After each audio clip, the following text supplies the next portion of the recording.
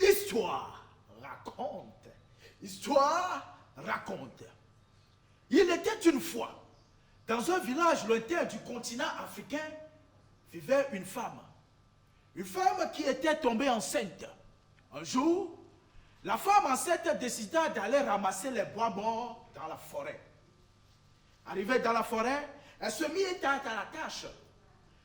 Et lorsqu'il eut ramassé la quantité voulue, elle n'eut personne pour l'aider à mettre cette charge sur la tête. Elle regardait à gauche, personne. Elle regardait à droite, personne. Elle regardait derrière elle, personne. Elle regardait devant elle, personne. Alors, la femme enceinte cria. Quelle créature de la forêt pourrait m'aider à mettre cette charge sur la tête? À ces mots, le margouillard, un petit animal avec des rayures noires sur le dos et sur la queue, se présenta. Lorsque la femme enceinte le vit, elle était convaincue que cet animal ne pouvait pas l'aider. Alors, elle la retoqua. « Ôte-toi de là, tu ne peux pas. » De nouveau, la femme enceinte cria. « Quelle créature de la forêt pourrait m'aider à mettre cette charge sur la tête? » À ces mots, le lézard, un petit reptile de la forêt, à queue longue, au corps allongé et couvert d'écailles, se présenta. De nouveau, la femme enceinte, lorsqu'il vit le lézard, était convaincue que ce dernier ne pouvait pas l'aider. Alors, il retoqua. « Ôte-toi de là, tu ne peux pas. » Enfin, la femme enceinte cria de nouveau, si fort, tellement fort, si fort que tous les oiseaux de la forêt s'envolèrent. Quelle créature de la forêt pourrait m'aider à mettre cette charge sur la tête? Alors, le lion, le roi de la jungle, se présenta.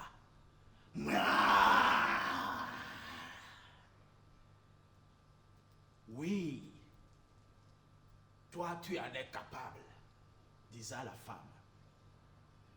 Si je t'aide à mettre cette charge sur la tête, que me donneras-tu en retour? Demanda le lion. La femme enceinte réfléchissa.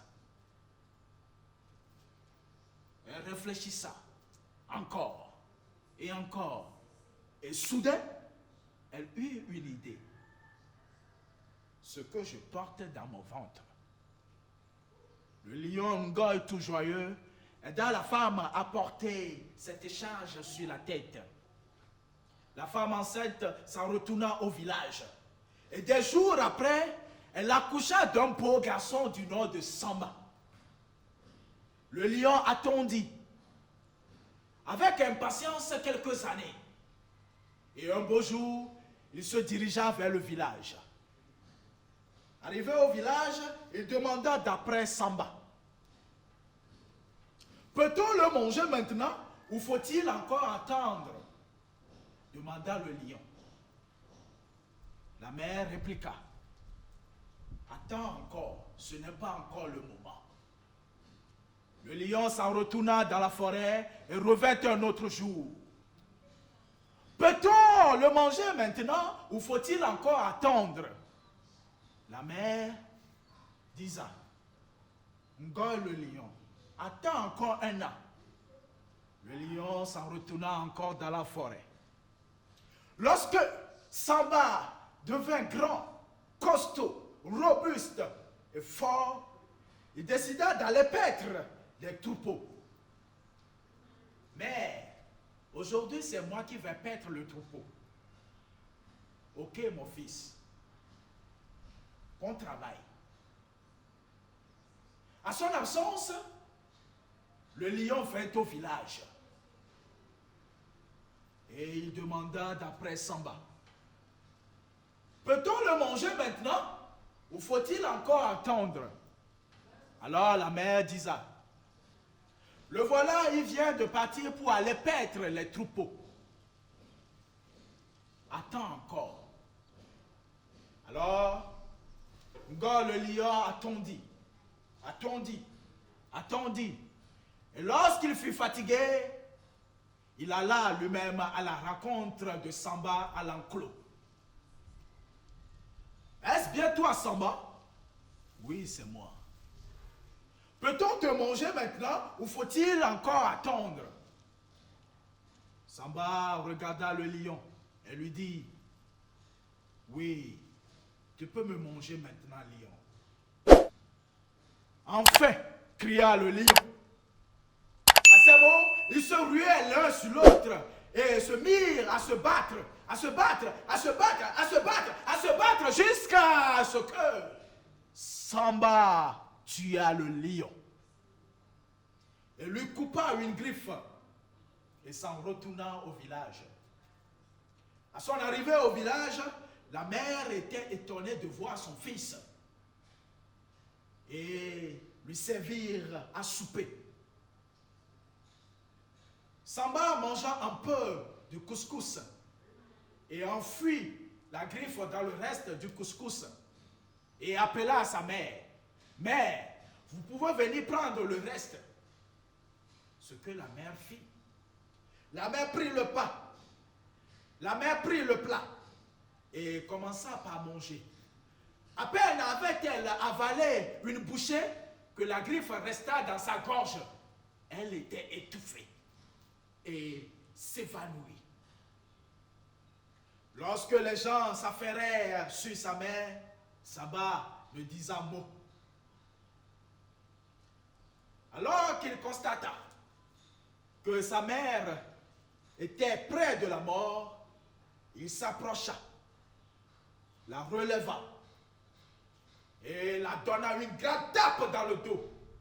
Sa mère cracha la griffe du lion par terre. Tout le monde était étonné.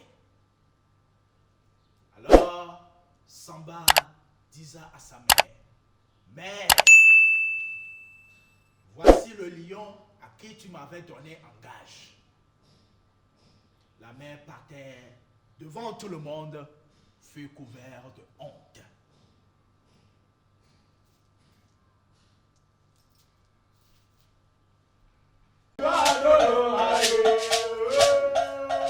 Viva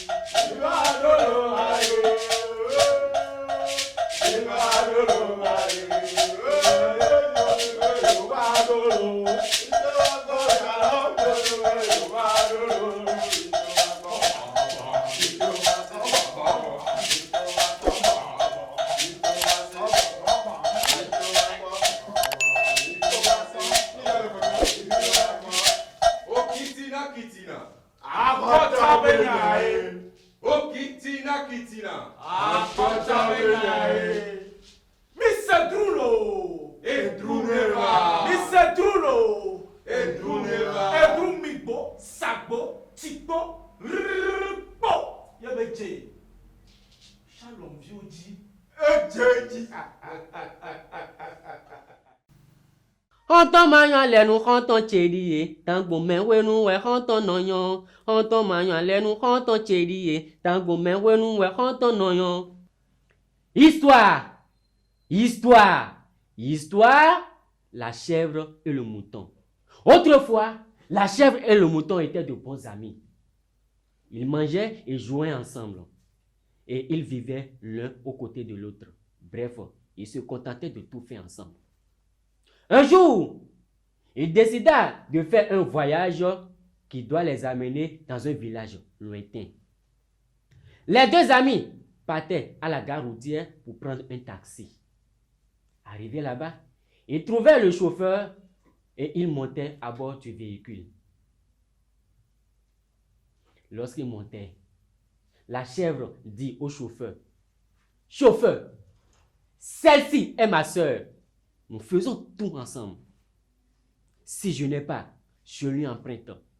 Si elle n'a pas, je lui prête. » Et le chauffeur les félicita d'une telle amitié. Honton mayan lenu honton chediye, tambo menwenu we honton noyon. Honton mayan lenu honton chediye, tambo menwenu we honton noyon. Le chauffeur démarra la voiture. Voum, voum, voum. Et voilà, le voyage continua.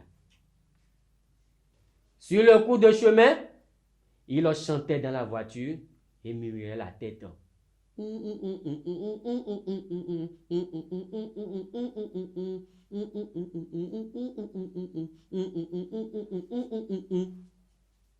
Tout à coup, à mi-chemin du parcours, la chèvre décide de sortir pour aller dans la brousse pour faire ses besoins.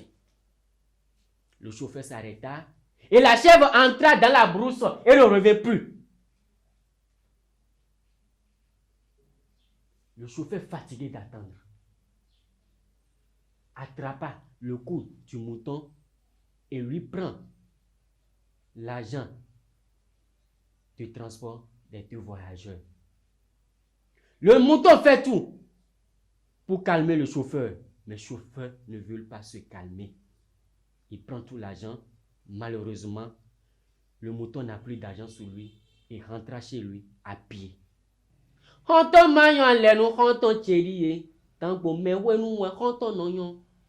Honton mayan lenu honton chediye, tango menwenu we honton noyon. Depuis ce jour, quand le mouton voit venir une voiture, il ne se casse plus. Il attend au bon milieu de la voie en espérant de prendre le reliquat chez le chauffeur. Quant à la chèvre, lorsqu'il trouve une voiture arrivée, il prend directement la fuite. Honton mayan lenu honton chediye, tango menwenu we honton noyon. Honton mayan lenu honton chediye, tango menwenu we honton noyon. Ainsi prend fin notre histoire. Igadolo,